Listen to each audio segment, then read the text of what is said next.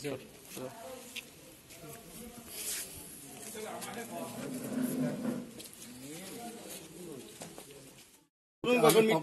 আমি তেখেতক শ্ৰদ্ধাঞ্জলি জ্ঞাপন কৰিছো আৰু আল্লাহ ভগৱানে যাতে তেখেতক স্বৰ্গত বাসী কৰে তাৰ কাৰণে আমি সকলোৱে কামনা কৰিছো। আপনি গৌৰৱ গগৈ কি শুভেচ্ছা জনাব তেখেতে দেউতাৰ মৃত্যুত?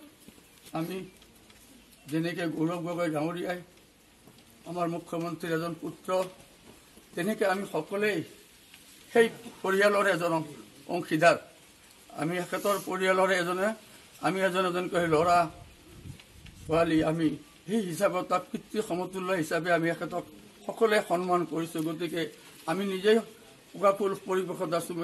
আমাৰ সদ্ভাৱনা সেই পৰিয়ালত আমাৰ ব্লকৰ গুৰুপুৰ সমষ্টিৰ সকলৰ ফালৰ পৰা এটা সদ্ভাৱনা আমি জনাইছো আৰু আমি নিজেই প্ৰত্যেকজন কংগ্ৰেছ কৰ্মী ব্লকৰ পৰা আৰম্ভ কৰি সকলোৱে আজি আমি তেখেতৰ। আচ্ছা, দলীয় গগৈ আমাৰ তনুগাঁও ডাঙৰীয়াৰ পত্নী ইতিমধ্যে অসুস্থ হৈছে, তেখেতক আপুনি কি শুভেচ্ছা জ্ঞাপন কৰিব? আবুল মিয়া ডাঙৰীয়া, আমি আজি আমাৰ মাজৰ পৰা অভিভাৱক নোহোৱা হৈ গ'ল। আমি আল্লাহ ভগৱানৰ ওচৰত প্ৰাৰ্থনা কৰোঁ এখেত সুস্থ হওক, আমাৰ যাতে অভিভাৱকৰ দৰে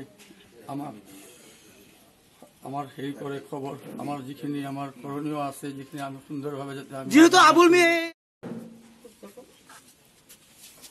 আমি বহুত নেতা গৰিপুৰ দেখা পাইছো তেখেতে মন্ত্ৰী বিধায়ক হয়েছিল, কিন্তু আজি তৰুণ গগৈৰ মৃত্যুক কেন্দ্ৰ কৰে আমি এই ব্লক কংগ্ৰেস কমিটিৰ